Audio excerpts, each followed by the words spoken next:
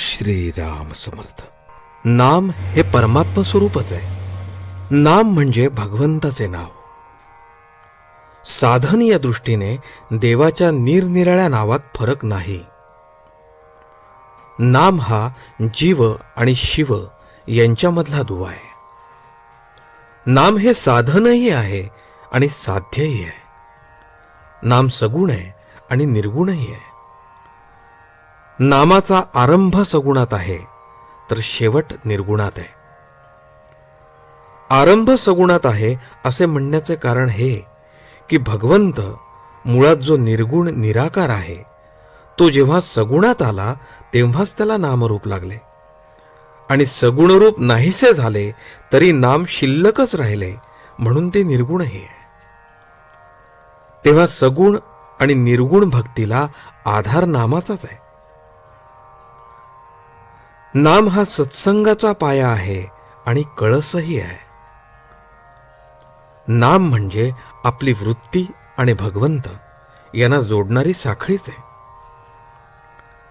लग्न झाल्यावर स्त्री जशी नवऱ्याशी एकरूप होऊन जाते त्याप्रमाणे वृत्तीचे नामाशी लग्न होऊन ती नामरूप बनली पाहिजे.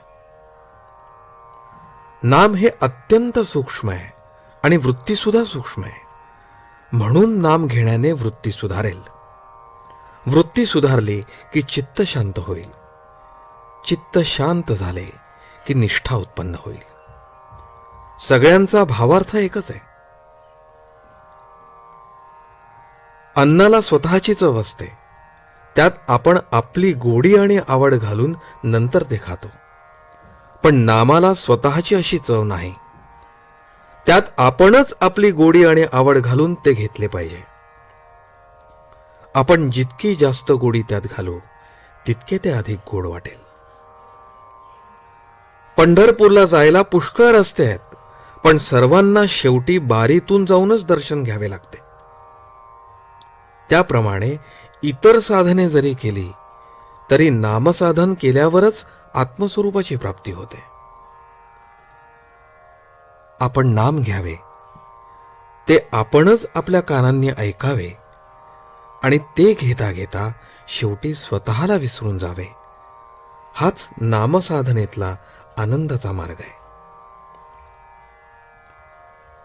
जसे आपले आपलेपण आपल्या नावात आहे तसे देवाचे देवपण त्याच्या नामात आहे. आपण आज जे नाम घेतो तेच नाम शेवटपर्यंत कायम राहते. परंतु देहबुद्धी जसजशी कमी होत जाईल तसतसे नाम अधिकाधिक व्यापक आणि अर्थगर्भ बनत जाते आणि शेवटी नाम हे परमात्मा स्वरूपच आहे असा अनुभव येतो. पाणी हे जसे शरीराचे जीवन आहे तसे नाम हे मनाचे जीवन बनले पाहिजे. नाम इतके खोल गेले पाहिजे की प्राणाबरोबरच ते बाहेर पडावे. अंतकाळी अगदी शेवटी सुटणारी वस्तू म्हणजे भगवंताचे नाम पाहिजे. नामातच शेवटचा श्वास गेला पाहिजे. आजचे बोधवचन. नामात एका आनंदाशिवाय दुसरे काही नाही.